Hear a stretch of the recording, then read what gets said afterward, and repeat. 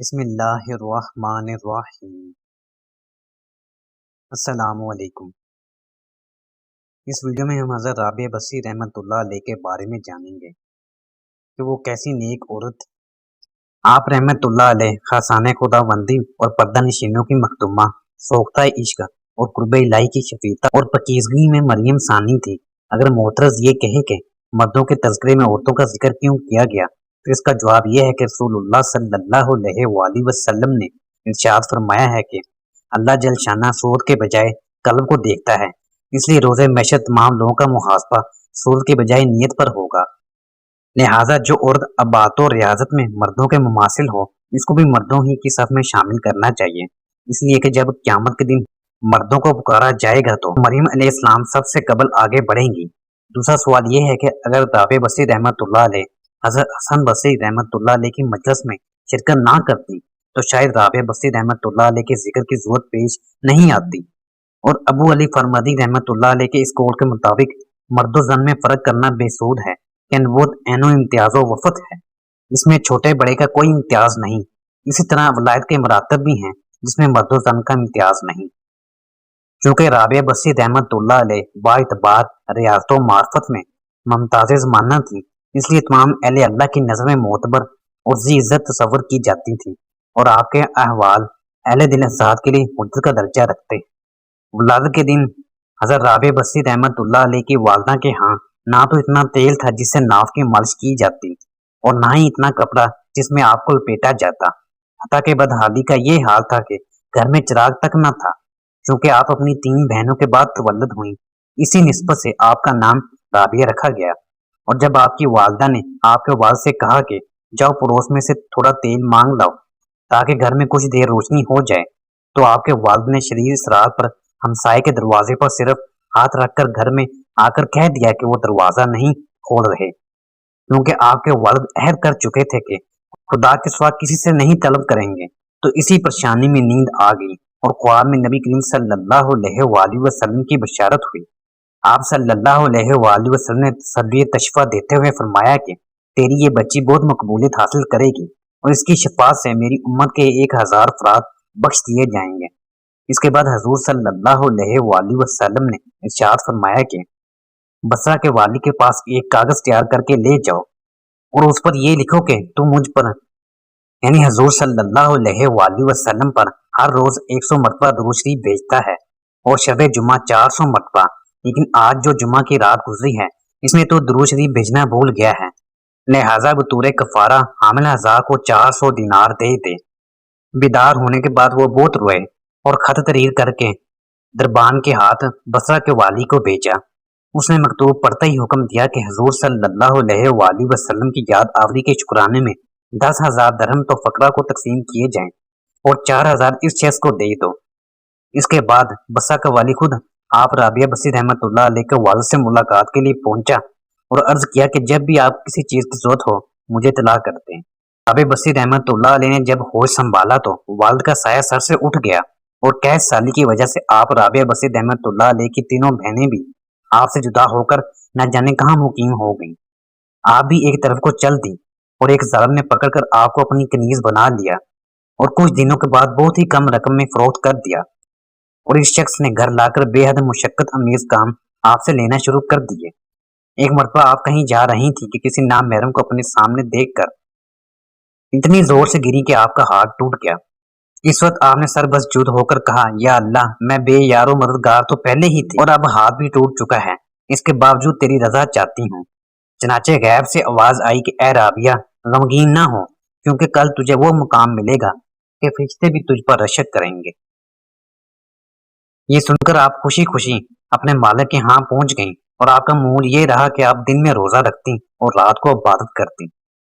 ایک دن جب آپ کے مالک کی آنکھ کھلی تو آپ کو ایک گوشہ میں سر مسجود پایا، اور مولک نور آپ کے سر پر فروزاں دیکھا، جبکہ اللہ جل شانہ سے یہ عرض کر رہی تھی کہ اگر میرے بس میں ہوتا تو میں ہمہ وقت تیری عبادت کرتی، لیکن چونکہ تو نے مجھے غیر محکوم بنا دیا ہے اس لیے تیری بارگاہ میں دیر سے حاضر ہوتی ہوں۔ یہ سن کر آپ کا آقا بہت پریشان ہوا، اور سوچا کہ مجھے اپنی خدمت لینے کی بجائے ان کی خدمت کرنی چاہیے۔ چنانچہ صبح ہوتا ہی آپ کو آزاد کرنے کی استدعا کی، اور آپ رابعہ بصیر رحمت اللہ علیہ سے عرض کیا کہ یہیں قیام فرمائے تو میرے لیے سعادت ہے، اور اگر آپ کہیں جانا چاہیں تو آپ کو اختیار ہے۔ یہ سن کر آپ حجرے سے باہر نکل آئیں اور اللہ کے ذکر میں مشغول ہو گئیں۔ آپ شب و روز 1000 رکعت پڑھا کرتی تھیں اور گاہے بگاہے حضرت حسن بصری رحمت اللہ علیہ کے واز میں بھی شریک ہوتی تھیں۔ ایک روایت میں آتا ہے کہ آپ گاتی بجاتی تھیں، پھر طائب ہو کر ایک جنگل میں گوشہ نشین ہو گئیں۔ پھر جس وقت سفر حج پر گئیں تو آپ کا ذاتی گدھا بہت کمزور تھا۔ جب آپ اس پر سامان لاد کر روانہ ہوئی تو راستے میں گدھا مر گیا۔ یہ دیکھ کر اہل قافلہ آپ کو تنہا چھوڑ کر آگے بڑھ گئے۔ آپ نے بارگاہ خدا بندی میں عرض کیا کہ نادر و عاجز کے ساتھ یہی سلوک کیا جاتا ہے کہ پہلے تو اسے اپنے گھر کی جنم مدعو کیا، پھر راستے میں گدھے کو مار ڈالا اور مجھے جنگل میں تنہا چھوڑ دیا۔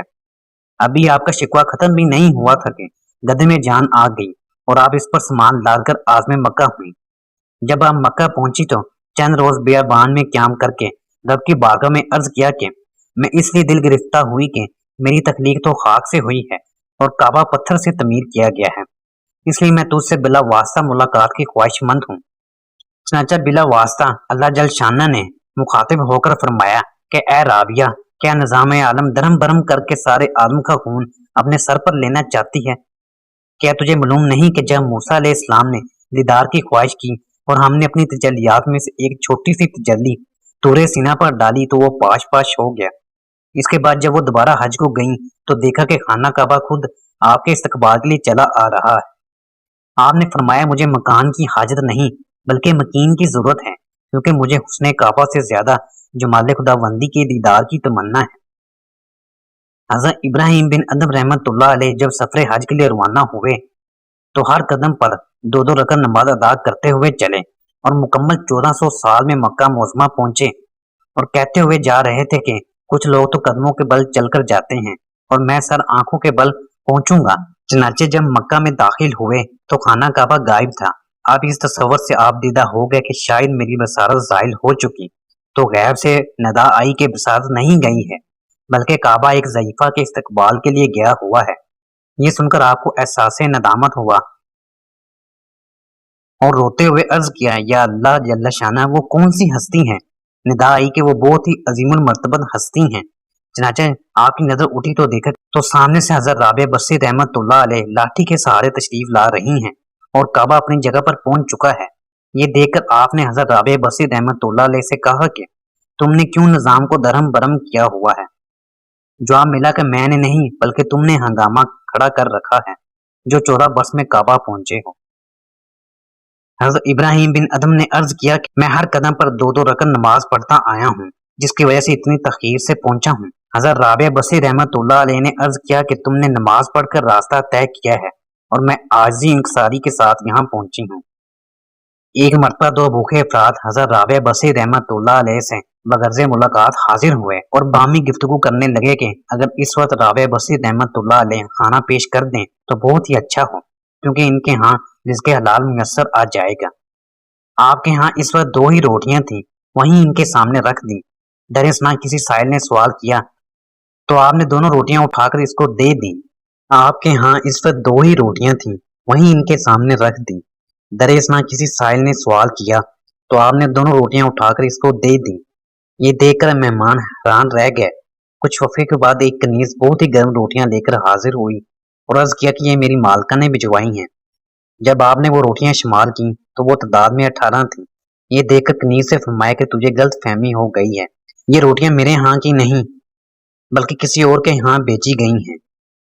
لیکن کنیز نے وثوق کے ساتھ عرض کیا کہ یہ آپ ہی کے لیے بھجوائی گئی ہیں، مگر آپ نے کنیز کے مسلسل اصرار کے بعد روٹیاں واپس کر دیں، اور جب کنیز نے واقعہ اپنی مالکہ کو سنایا تو اس نے عرض کیا کہ اس میں کچھ اور روٹیوں کا اضافہ کر کے لے جاؤ۔ چنانچہ جب آپ نے 20 روٹیاں شمار کیں تو آپ رحمت اللہ نے مہمانوں کے سامنے رکھیں اور وہ محو حیرت ہو کر کھانے میں مصروف ہو گئے۔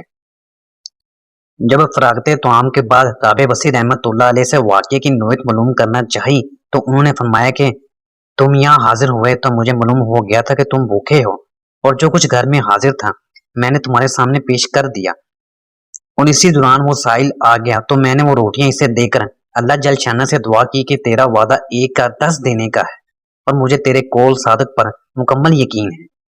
اور کنیز کے 18 روٹیاں لانے پر میں نے سمجھ لیا کہ اس میں کوئی سہو ہے، اس لیے میں نے اس کو واپس کر دیا، اور جب پوری 20 لے کر آئی تو میں نے وعدہ کی تکمیل سمجھ کر رکھ لیا۔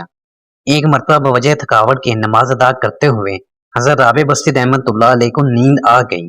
اسی دوران ایک چور آپ کی چادر اٹھا کر فرار ہونے لگا، لیکن اسے باہر جانے کا راستہ نظر نہیں آیا، لیکن چادر واپس اس کی جگہ پر رکھتے ہی راستہ نظر آ گیا۔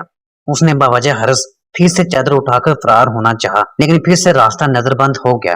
غرض یہ کہ اس نے کئی مرتبہ ایسا کیا اور ہر مرتبہ راستہ مسدود نظر آیا، حتیٰ کہ اس نے ندائے غیبی سنی کہ تو اپنی جان کیوں ہلاک کرنا چاہتا ہے، اس لیے کہ چادر والی نے برسوں سے خود کو ہمارے حوالے کر دیا ہے۔ اس وقت شیطان تک اس کے پاس نہیں بیٹھ سکا، پھر کسی دوسرے کی کیا مجال ہے جو چادر چوری کر سکے، کیونکہ گرچہ ایک دوست محو خواب ہے تو دوسرا بیدار ہے۔ ایک مرتبہ کئی یوم سے آپ نے کچھ نہیں کھایا تھا، اور جب خادمہ کھانا تیار کرنے لگی تو گھر میں پیاز موجود نہیں تھا، اور اس نے آپ سے پڑوس میں پیاز مانگ لانے کی اجازت طلب کی۔ آپ نے فرمایا کہ میں تو برسوں سے اللہ جل شانہ سے یہ عہد کیے ہوئے ہوں کہ تیرے سوا کسی سے کچھ نہیں طلب کروں گی، لہٰذا اگر پیاز نہیں ہے تو کوئی حرج نہیں۔ ابھی آپ کی بات مکمل نہیں ہوئی تھی کہ ایک پرندہ چونچ میں پیاز لے کر آیا اور ہانڈی میں ڈال گیا۔ آپ نے اس کو فریب شیطانی سمجھتے ہوئے بغیر سالن سے روٹی کھائی۔ ایک مرتبہ آپ ایک پہاڑی پر تشریف لے گئیں اور تمام جانور آپ کے ارد گرد جمع ہو گئے، لیکن اسی وقت حضرت خواجہ حسن بصری رحمت اللہ علیہ وہاں پہنچے تو تمام جانور بھاگ گئے۔ حسن بصری رحمت اللہ علیہ نے حیرت زدہ ہو کر سوال کیا کہ یہ سب مجھے دیکھتے ہی کیوں بھاگ گئے؟ رابع بصری رحمت اللہ علیہ نے پوچھا، آج آپ نے کیا کھایا ہے؟ انہوں نے کہا، گوشت روٹی۔ فرمایا، جب تم ان کا گوشت کھاؤ گے تو یہ سب تم سے کیوں مانوس ہوں گے؟ ایک مرتبہ آپ رابع بصری رحمت اللہ علیہ حضرت حسن بصری رحمت اللہ علیہ کے مکان پر پہنچی۔ حسن بصری رحمت اللہ علیہ اس وقت مکان کی چھت پر اس درجہ مصروف گریہ تھے کہ اشکوں کا پرنالہ بہہ پڑا۔ یہ دیکھ کر رابع بصری رحمت اللہ علیہ نے کہا کہ اگر آپ کی یہ گریہ زاری فریب کا راز ہے تو اسے بند کیجیے، تاکہ آپ کے باطن میں ایسا بہر بےکراں موجزن ہو جائے کہ اگر اس کی گہرائیوں میں اپنے قلب کو تلاش کرنا چاہو تو نہ مل سکیں، کیونکہ اللہ جل شانہ کو ایسا کر دینے میں قدرت حاصل ہے۔ اور آپ کی یہ باتیں حسن بصری رحمت اللہ علیہ کے لیے بار خاطر ہوئیں تو آپ نے خاموشی اختیار کر لی۔ صالح فرات پر ملاقات۔ جب ایک مرتبہ حضرت رابع بصری رحمت اللہ علیہ صالح فرات پر موجود تھی تو حضرت حسن بصری رحمت اللہ علیہ بھی وہاں پہنچ گئے اور پانی پر مصلی بچھا کر فرمایا کہ آئیے ہم دونوں نماز ادا کریں۔ رابع بصری رحمت اللہ علیہ نے جواب دیا کہ اگر یہ مخلوق کے دکھاوے کے لیے ہے تو بہت اچھا ہے، کیونکہ دوسرے لوگ ایسا کرنے سے قاصر ہیں۔ یہ کہہ کر رابع بصری رحمت اللہ علیہ نے اپنا مصلی ہوا کے دوش پر بچھایا اور فرمایا کہ آئیے یہاں نماز ادا کریں تاکہ مخلوق کی نظروں سے اوجھل رہیں۔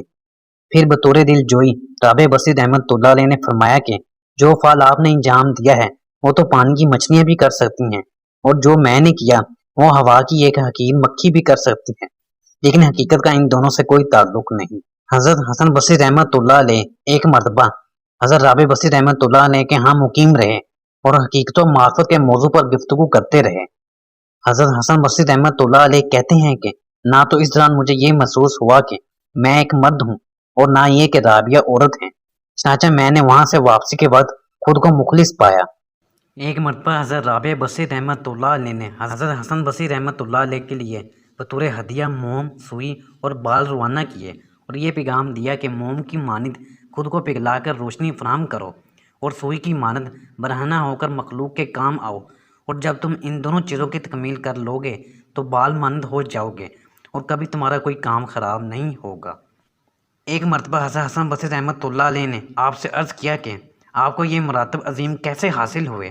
فرمایا کہ ہر شے کو یاد الہی میں گم کر کے۔ پھر فرمایا کہ تم نے خدا کو کیوں کر پہچانا؟ فرمایا کہ بے مایا اور بے کیف ہونے کی وجہ سے۔ ایک مرتبہ حضرت حسن بصری رحمت اللہ علیہ نے آپ سے فرمائش کی کہ مجھے علم کی بابت سمجھاؤ جو تمہیں اللہ تعالیٰ سے بلا واسطہ حاصل ہوا۔ فرمایا کہ تھوڑا سا سود کاٹ کر تکمیل حاجت کے لیے 2 درہم میں فروخت کیا اور دونوں ہاتھوں میں 1 درہم لے کر اس خیال میں گم ہو گئی یہ اگر میں نے دونوں کو ایک ہاتھ میں لیا تو یہ جوڑا بن جائے گا، اور یہ بات وحدانیت کے خلاف اور میری گمراہی کا باعث ہو سکتی ہے۔ بس اس کے بعد میری تمام راہیں کھلتی گئیں۔ ایک مرتبہ لوگوں نے حضرت رابع بصری رحمت اللہ علیہ سے بیان کیا کہ حضرت حسن بصری رحمت اللہ علیہ کہتے ہیں اگر قیامت کے دن میں دیدار خدا بندی سے ایک لمحہ کے لیے بھی محروم رہا تو اتنی گریہ زاری کروں گا کہ اہل جنت کو بھی مجھ پر رحم آ جائے گا۔ حضرت رابع بصری رحمۃ اللہ علیہ نے کہا کہ انہوں نے ٹھیک کہا ہے، لیکن یہ شے بھی اس کے شان ہے جو آنے واحد کے لیے بھی یاد الہی سے غافل نہ ہو۔ جب آپ کا انکار نہ کرنے کی وجہ دریافت کی گئی تو آپ نے فرمایا کہ 3 چیزیں میری وجہ غم بنی ہوئی ہیں، اور اگر تم یہ غم دور کر دو تو میں یقیناً نکاح کر لوں گی۔ اول یہ کہ میری موت اسلام پر ہوگی یا نہیں، دوم یہ کہ روز محشر میرا اعمال نامہ سیدھے ہاتھ میں ہو یا الٹے ہاتھ میں، اور روز محشر ایک جماعت کو داہنی طرف سے اور دوسری جماعت کو بائیں طرف سے بلائیں گے تو نہ جانے میرا شمار کون سی جماعت میں ہوگا۔ تو لوگوں نے عرض کیا ان کا جواب ہمارے پاس نہیں ہے، تو آپ نے فرمایا جس کو یہ فکر لگی ہو تو اس کو نکاح کی کیا تمنا ہو سکتی ہے۔ سائل کے سوال: جب لوگوں نے آپ سے عرض کیا کہ آپ کہاں سے آئی ہیں اور کہاں جائیں گی تو آپ نے عرض کیا کہ میں جس جہاں سے آئی ہوں اسی جہاں میں لوٹ جاؤں گی، اور سوال کیا گیا کہ اس جہاں میں آپ کا کیا کام ہے؟ فرمایا کفِ افسوس ملنا، اور جب وجہ افسوس دریافت کی گئی تو فرمایا کہ میں رزق تو اس جہاں کا کھاتی ہوں اور کام اس جہاں کا کرتی ہوں۔ اللہ جل شانہ کا نظر آنا: ایک مرتبہ کسی نے آپ سے کہا جس کی آپ عبادت کرتی ہیں کیا وہ آپ کو نظر بھی آتا ہے؟ فرمایا اگر نظر نہیں آتا تو عبادت کیوں کرتی؟ آپ ہمہ وقت گریہ زاری کرتی رہتی تھیں۔ جب لوگوں نے وجہ دریافت کی تو فرمایا کہ میں اس فراق سے خوف زدہ ہوں جس کو محبوب تصور کرتی ہوں، اور کبھی ایسا نہ ہو کہ موت کے وقت یہ ندا نہ آ جائے کہ تو لائق بارگاہ نہیں ہے۔ حقائق: آپ سے لوگوں نے سوال کیا کہ خدا بندے سے کس وقت خوش ہوتا ہے؟ فرمایا کہ جب بندہ نعمت پر اس کا شکر ادا کرتا ہے جیسا کہ نعمت صرف کرتا ہے۔ لوگوں نے فرمایا کہ عاصی کی توبہ قبول ہوتی ہے یا نہیں؟ فرمایا کہ اس وقت تک وہ توبہ نہیں کر سکتا جب تک خدا توفیق نہ دے، اور جب توفیق حاصل ہو گئی تو پھر قبولیت میں کوئی شک نہیں رہا۔ آپ ہمیشہ فرمایا کرتی کہ صرف زبانی توبہ کرنا جھوٹے لوگوں کا فعل ہے، کیونکہ اگر صدقے دل سے توبہ کی جائے تو دوبارہ توبہ کی ضرورت ہی نہ پیش آئے۔ ایک مرتبہ آپ نے شب و روز مسلسل روزے رکھے اور شب میں قطعاً آرام بھی نہیں کیا، لیکن جب 8ویں دن بھوک کی شدت کی فریاد نفس نے کی کہ مجھے کب تک اذیت دو گی، تو اسی وقت کوئی شخص کھانے کی کوئی شے پیالے میں لے کر حاضر ہوا۔ آپ شمع روشن کرنے کے لیے اٹھیں، اسی وقت ایک بلی کہیں سے آئی اور وہ پیالہ الٹ دیا، اور جب پانی سے روزہ کھونے لگیں تو شمع بجھ گئی اور آب خورا گر کر ٹوٹ گیا۔ اس وقت آپ نے دل دوز آہ بھر کر اللہ جل شانہ سے عرض کیا کہ یہ میرے ساتھ کیسا معاملہ کیا جا رہا ہے؟ تو غیب سے آواز آئی کہ اگر تم دنیاوی نعمتوں کی طالب ہو تو ہم عطا کیے دیتے ہیں، لیکن اس کے عوض ہم اپنا درد تمہارے قلب سے نکال دیں گے، اس لیے کہ ہمارا غم اور غم روزگار کا ایک قلم میں اجتماع ممکن نہیں، اور نہ کبھی جدا گانے مرادیں ایک قلم میں جمع ہو سکتی ہیں۔ یہ ندا سنتے ہی اپنا دامن امید چھوڑ کر اپنا قلب حب دنیا سے اس طرح خالی کر لیا کہ جیسے موت کے وقت مرنے والا امید زندگی کو ترک کر کے قلب کو دنیاوی تصورات سے خالی کر دیتا ہے۔ اس کے بعد آپ بھی دنیا سے کنارہ کش ہو گئیں اور ہر صبح یہ دعا کرتی کہ اے اللہ جل شانہ مجھے اس طرح اپنی جانب متوجہ کر لے کہ اہل دنیا مجھے کسی اور کام میں مشغول نہ دیکھ سکے۔ مشائخ بصرہ میں سے ایک شیخ آپ کے ہاں جا کر سہانے کی جانب بیٹھ کر دنیا کے مصائب کی شکایت کرنے لگا، تو حضرت رابع بصری رحمۃ اللہ علیہ نے فرمایا غالباً آپ کو دنیا سے بہت لگاؤ ہے، کیونکہ جو شخص جس سے زیادہ محبت کرتا ہے اسی کا تذکرہ بھی زیادہ کرتا ہے۔ اگر آپ کو دنیا سے لگاؤ نہ ہوتا تو آپ اس کا تذکرہ کبھی نہ چھیڑتے۔ ایک مرتبہ حضرت حسن بصری رحمۃ اللہ علیہ آپ کے ہاں ایسے وقت میں پہنچے کہ حضرت رابع بصری رحمۃ اللہ علیہ چولہے پر سالن تیار کر رہی تھیں، لیکن آپ کی گفتگو سن کر فرمانے لگیں کہ یہ باتیں سالن پکانے سے کہیں زیادہ بہتر ہیں، اور نماز مغرب کے بعد جب ہنڈیا کھول کر دیکھا تو سالن خود بخود پک چکا تھا۔ چنانچہ آپ رحمۃ اللہ علیہ نے اور حضرت حسن بصری رحمۃ اللہ علیہ نے ساتھ مل کر گوشت کھایا۔ حضرت حسن بصری رحمۃ اللہ علیہ فرماتے ہیں کہ ایسا لذیذ گوشت میں نے زندگی بھر نہیں کھایا۔ وفات کے وقت آپ نے حاضرین مجلس مشائخین سے فرمایا کہ آپ لوگ یہاں سے ہٹ کر ملائکہ کے لیے جگہ چھوڑ دیں۔ چنانچہ جب سب باہر نکل آئے اور دروازہ بند کر دیا، اس کے بعد اندر سے آواز آئی کہ یعنی اے مطمئن نفس اپنے مولا کی جنم لوٹ کر چل، اور جب کچھ دیر بعد اندر سے آواز آنی بند ہو گئی تو لوگوں نے جب اندر جا کر دیکھا تو روح قفس انصری سے پرواز کر چکی تھی۔ مشائقین کا قول ہے کہ حضرت رابع بصیر رحمۃ اللہ علیہ نے خدا کی شان میں کبھی گستاخی نہ کی اور نہ کبھی دکھ سکھ کی پرواہ کی، اور مخلوق سے کچھ طلب کرنا تو دور، اپنے مالک حقیقی سے بھی کچھ نہیں مانگا، اور نوکی شان کے ساتھ اس دار فانی سے رخصت ہو گئیں۔ انا للہ و انا الیہ راجعون۔